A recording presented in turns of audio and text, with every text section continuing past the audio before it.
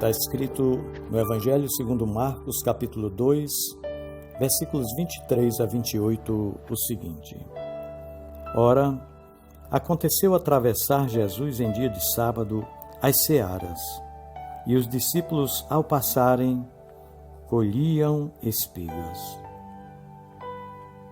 Advertiram-no os fariseus: Vê, por que fazem o que não é lícito ao sábado?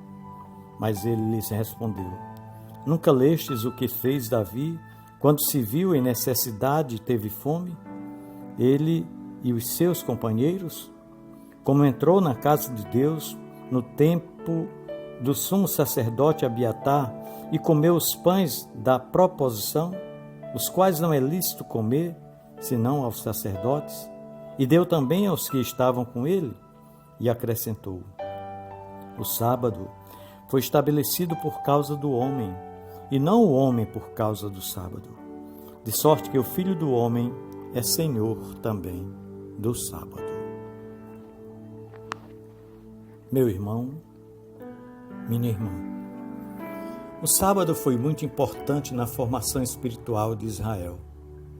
Falar em formação espiritual significa falar como eles deveriam relacionar-se com Deus, relacionar-se consigo mesmos e com o próximo e com o mundo criado por Deus.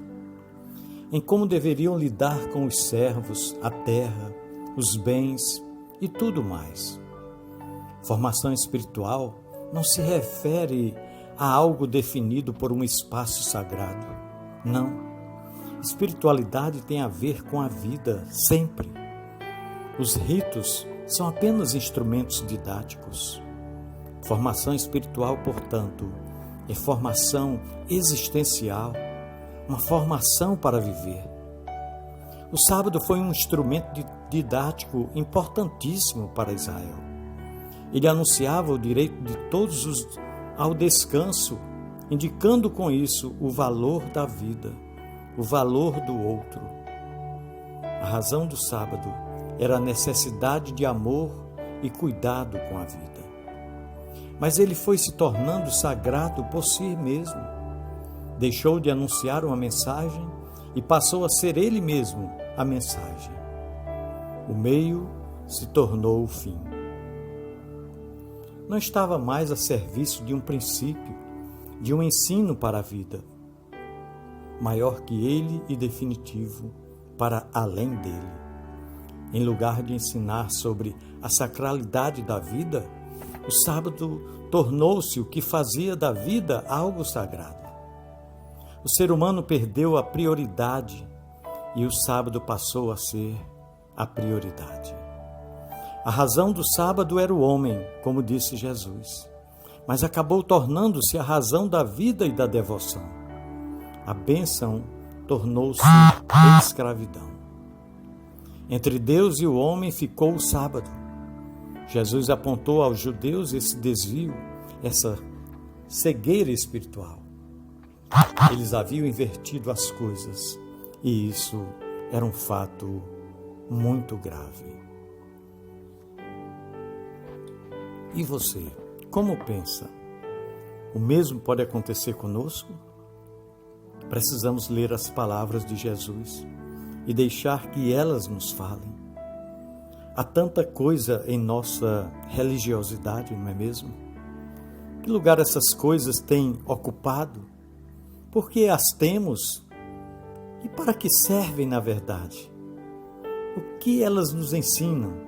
Será que não as estamos valorizando além do que deveríamos? Não estamos deixando que elas nos dividam e por causa delas será que não temos pecado uns contra os outros? O sábado foi feito por causa do homem, disse Jesus, e não o homem por causa do sábado. E o que isso nos ensina? Se invertermos esta ordem, será para nosso prejuízo e poderemos pecar contra outros e contra nós mesmos. Seremos espiritualmente equivocados e existencialmente imaturos. Jesus veio nos trazer vida e vida plena, vida em abundância. Não podemos deixar que os sábados de nossos costumes e de nossa religiosidade venham escravizar-nos, porque sagrada mesmo é a vida. E esse foi o ensinamento que nosso Senhor nos deixou nesta passagem bíblica. Pensemos nisso.